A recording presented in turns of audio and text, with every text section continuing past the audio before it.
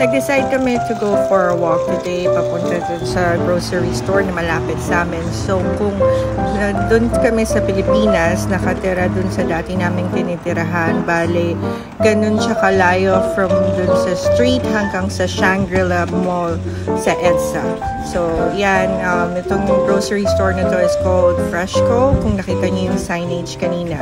Tapos yan, madami ng mga halaman kasi it's spring to summer na siya, going to summer. Ayan, madami ng halaman na tinitinda. Ito, fruits and vegetable section. Ayan, yung mga sitaw, may mga chop na ampalaya na, sitaw, okra, kalabasa. May mga nakabuo pa din na nakapack naman. Tapos mga screen na sili. Ito, mga apple. Ito mga root crops. Ayan, ito Indian eggplant yata yan. Tapos yung long eggplant. I know, green, yellow. Si Kaden yan. Ayan, bell pepper.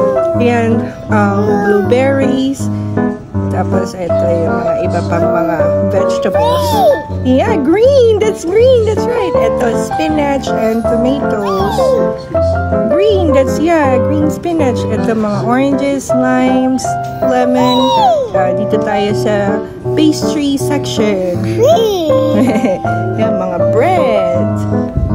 Daming bread. May nakikisali sa voiceover ko si Kaden.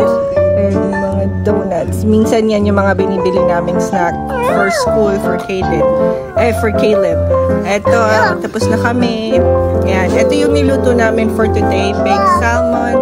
Tapos, gumawa kami ng Caesar salad. Gumawa ako ng oimochim Korean side dish siya. Tapos si Christian gumawa ng cheese corn. Ito, binili namin yung macaroni salad at saka potato egg salad. Oh, thank you, baby. Yeah. So that's all for today.